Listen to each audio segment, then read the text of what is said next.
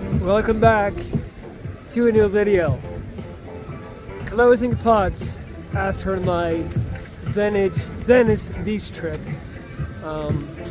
It's about 4 p.m. now. As you can tell, Venice is popping. I had somebody comment on the last video asking why the skies are so gray in California these days, so I wanted to show you guys we're not always gray. Sometimes the sun still shines. I'm flying out at basically midnight back to Mexico City, but before that I'm gonna go catch an preseason LA Clipper game in the new Intuit Dome, which is Steve Ballmer's, the Clippers owner. You may know him from Microsoft, being the Microsoft CEO, which is his latest project. So I'm pretty excited about that. And I was packing up in my hostel and I was feeling pretty emotional. I was having a lot of thoughts and I just wanted to share some of those with you.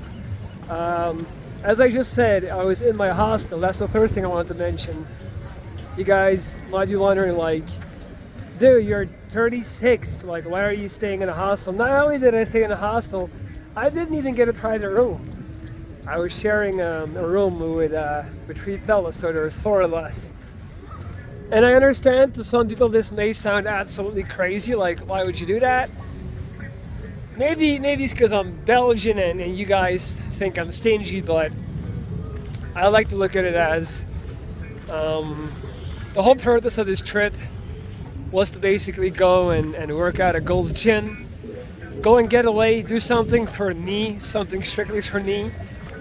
I was making a lot of plans with my ex-girl before we broke up. We had a bunch of plans in terms of like us going places together and traveling. And so naturally, if I would travel with a girl, I would go full Airbnb, like my own apartment, like it's more about luxury and enjoying. But when I'm traveling by myself, it's more so about having budget to spend on other things. So I bought a couple of expensive Gold's Gym day passes. I bought quite a lot of Gold's Gym gear, merchandise. And so for me, it just makes sense to like, and this is an advice I could give to anyone looking to solo travel. The more money that you save on housing, on basically where you sleep, the more money you get to spend on other things. Now, if you're just rich, then it doesn't matter, but I'm definitely not that, so I like to take that approach. And then some of you might think like, man, sharing a room with 3 strangers, that's kind of wild. The thing is, for me, that's actually a benefit.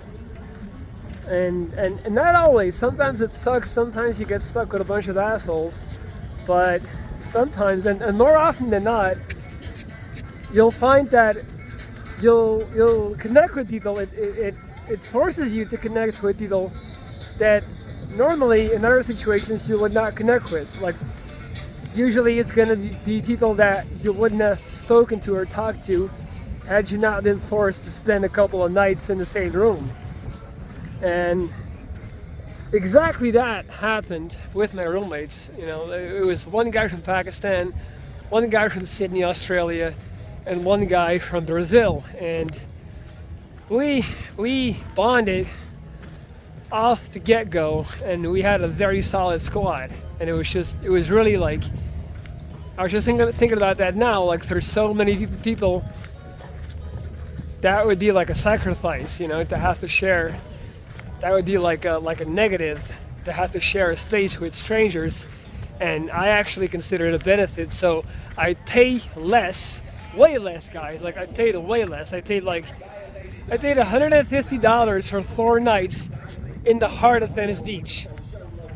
Go on Airbnb, go on Booking.com, check out hotels, and I'm just gonna let you know right now, like that'll $150 will get you 1 night in that location. So saved a whole lot of money. And not only did I save money, I actually received a lot more. I received these new connections. So we ended up going out on Friday and Saturday night, and at some point we were at a bar having a drink, and I saw this young man sitting by himself, and I just saw him sitting there, clearly alone, in an otherwise pretty crowded bar, I would say. We were sitting on the outside terrace. And something that I try to do, and something that I encourage you guys to do, guys, whenever you're going out and you find and you see someone sitting by themselves, invite them over. It's something that I learned from a good friend of mine, Nornisha. If you've been following the channel, you know who she is. Very special friend, very special woman in my life. And that's how me and her met. Like, she was chilling with a friend in Barcelona, and I was by myself, being lonely, and she invited me over, and this is something that she always does, and she planted that seed in me, and ever since I try to pay that forward. I try to do the same. Whenever I see people by themselves, I try to reach out and invite them over. So I did just that, because you never know what you're gonna get. Worst case scenario, you're not gonna get much out of it, and that's fine. Like, then you can just, like, it's no big deal. So in this case, I invited this guy over. He happily took me up on my offer, and it was like the most LA guy you could imagine, and I mean it in a good way. His name was Jake. He was 26, so exactly 10 years younger than me. And let me get away from the Coldplay music. You guys know I'm scared to death of these copyright strikes, but it's kind of hard to record in Venice, because it's like without walking into a copyright strike, because it is loud as hell. Everybody here, I feel like, if you're homeless in Venice, I think there is a place where they just give you 3 speakers, because everybody, the crazier you are, the bigger your speaker is here. So it's just like this, like, well, I'm not gonna go on another LA rant. I'm not. So I was saying, like, I invited Jake over, and the most LA guy that you can imagine, actor / writer, 26, and he moved here from Florida to make it, like, I guess kind of everybody else does in LA. And we started talking and chatting and just, having conversation, and at some point I found myself kind of sharing and talking about my my breakup. I love to throw my drama on strangers. Can't help but talk about my issues and my life. I say that semi-ironically. There's definitely truth to that. Because it's always interesting if you, like, there's, again, it's super the same way I was talking about him, inviting him over.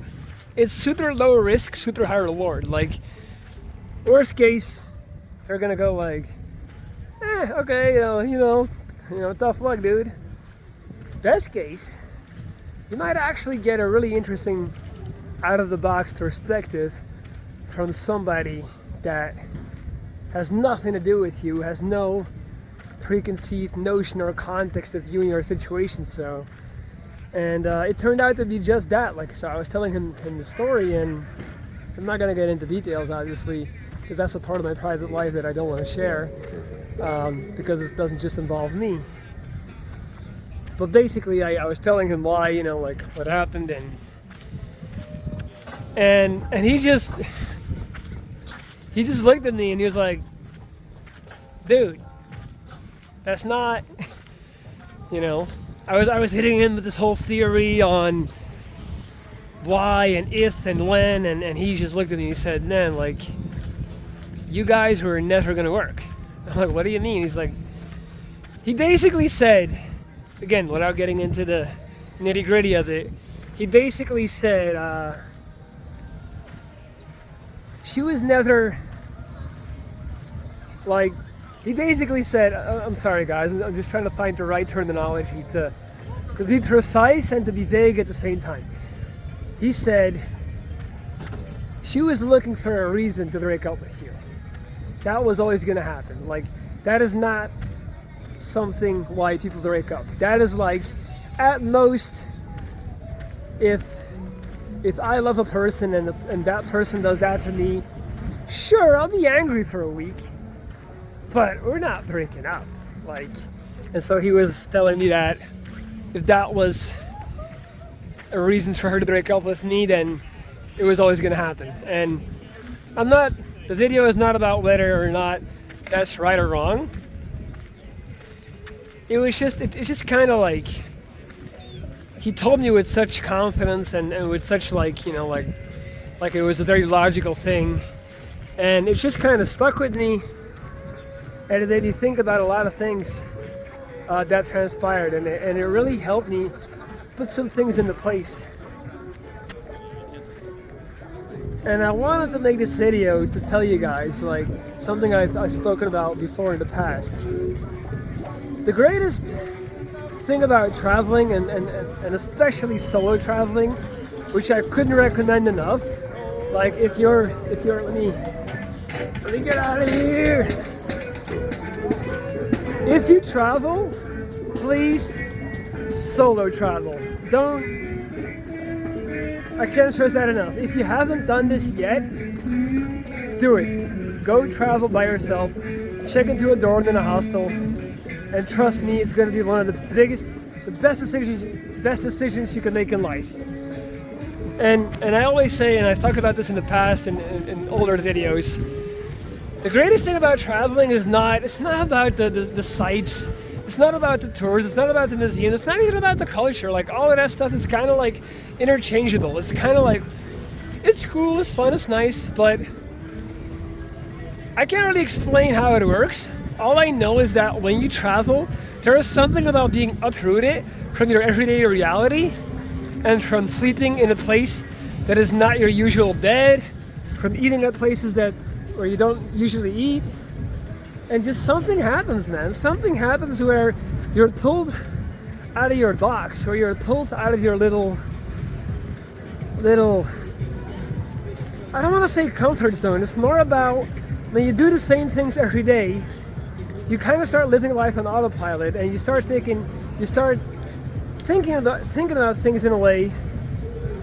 You start making assumptions, and you start kind of accepting general truths without even being critical of it, if that makes sense. You just kind of like, your mind becomes dormant, and you become very like boxed in, and you become very like condensed in a sense. I'm struggling to find the right words here, but I hope you guys know what I mean. And so when you travel, it's kind of like you're coming up for air, and it's like all of a sudden you're getting this whole new perspective, you're getting this whole new concept of your reality, not concept, you're getting like, you just think differently, and you question things, and you understand things better, and you process things that have been in the backlog of your mind. And whenever you're faced with a major life decision, or whenever you're questioning whether or not you're actually happy or you're doing the right thing, I strongly encourage you to travel. I feel like that is the biggest life hack in terms of actually finding out what is going on with yourself and your heart and your brain. And me making this video is also a reminder to myself, because too many times I have forgotten that. Like, I didn't even want to go on this trip. I kind of forced myself. I do feel like I had like a dormant idea still back there that kind of like, I kind of knew this is what I needed. And I'm so happy I did, because once again, it turned out to be exactly right. I see things so much more crystal clear that I did 5 days ago. And again, if you are doubting things, if you are at a crossroads in your life, book a 4-night stay in some city where you haven't been, check in a hostel, get yourself a dorm, and you'll see clarity shall ensue. So if you're waiting on your sign, if you're waiting on whatever it is, if you are, not sure what to do, let this be the call to action. So many things have happened in these 4 days that it's hard to quantify and really put into words. As you guys know, I met Arnold Schwarzenegger. By the way, guys, for the record, because I don't mind like comments. I don't mind like negative comments at all. Like I'm critical myself. I just don't like it when people comment and goddamn kids. Little fuck.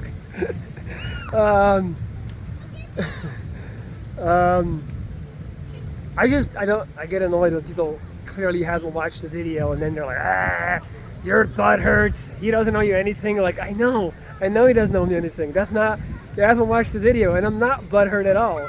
I was just sharing something. Like, I stated like a million times in that video how I got it and how I understood and how I was not upset at all and how I didn't blame him. But anyway, so I met Arnold. Just today, I met actually somebody that to me might have been an even bigger deal. I met this guy called Overkill, who's an Australian bodybuilder, and what sets him apart is that he's actually, in my opinion, the greatest natural bodybuilder in the world. Like, I'm so high on natural bodybuilding because I'm a natural bodybuilder. I think way too many young men seem to think the only way to look 30, to build an impressive physique, is by using steroids, and he just shows that's not the case. He has an amazing physique. So his name is Overkill. That's Overkell on Instagram. And I met him in Gold's Gym today. It was incredible. And for as awkward and bad the interaction with Arnold was, it was the opposite today. And ironically, a lot of people actually call him the natural Arnold Schwarzenegger because he's very similar to him in a lot of ways, face-wise and physique-wise. So we ended up chatting for like 15 minutes, and he's an absolutely awesome dude. Like it was an incredible interaction. So I met him, and then just now, like right before me hitting record on this video, I don't even know if I should say this, but who cares? You can judge me, it's fine. I met Brian Pumper. I mean, don't Google him. NSFW, not suited for work, all right? But like, I'm 36. I grew up in the 90s, early 2000s when the internet came around, and damn. If you know Brian Pumper, he's kind of a legend. Not kind of. He's a full-blown legend, and I just ran into him right here on the boardwalk. I'll put him in the thumbnail, just for giggles. Because you guys know, man, like YouTube, that's the game you have to play. You gotta bike lane, little fuckers. God damn. I was just. Oh, anyway. I'm literally walking like on the edge. Look where I'm walking. Look how much space they have. It's funny because I always thought Belgians are we're like the worst at that. We are like we are very non-allowing. In Belgium, if you don't make way, people will yell at you. And I always thought we were the worst at that. Let me tell you, if in Belgium you're walking on the absolute edge of the road, no one's gonna yell at you. So I guess we're not as bad as I thought. Shout out to all my Belgian folks. We're actually more allowing and less bitter than these little American. Let me chill. So yeah, I just wanted to say, like, this trip has been absolutely amazing. That's basically the conclusion. I'm very much looking forward to tonight's Clippers game, checking out the Intuit Dome, and then getting back to Mexico City and starting a new chapter of my life once again. That sounded dramatic, but you guys know what I mean. It was good, man. It wasn't good. It was amazing. It was surreal. It was epic. It was fantastic. And it started off good, and every day it just kept getting better. And now, by the time I'm leaving on the 5th day, I'm kind of euphoric. And all I feel is love and gratitude and appreciation for life. Also, didn't smoke the whole time here in the whole state. Didn't take a single puff of weed within, you know, like being surrounded by weed. I kind of have a theory about that. It's like watching people smoke here all day and just like kind of abuse it, in my opinion, because I always try to respect weed. I try to respect the ritual. I think, for example, I hate people that want to walk and smoke. You don't do that. You sit down, you take your time, you roll it with patience. It's an art, it's a craft, and then you enjoy you're present and you enjoy the joint. You don't just, use it as a piece of gum or a coffee. It's like way more special than that. And just watching people here, in my opinion, abuse it and just use it as a way to get through the day, that kind of turned me, made me want to smoke even less, because I don't want to be in that category of people not being conscious and not appreciating it. So when I told my buddies in Mexico City, like, I'm going to LA, I'm going to try not to smoke, they were like, ha! Good luck, dude! They were making fun of me, but lo and behold, I did it. So gonna try to keep that streak going and push it into Mexico City and build on that. Alright guys, I'm done talking. Leave a comment below, like this video, and once again I want to say thank you to all the new subscribers, all the new watchers, viewers. I do appreciate you guys, and I love you guys. Thanks for giving me the time of your day and being here with me on this journey. All right, peace out.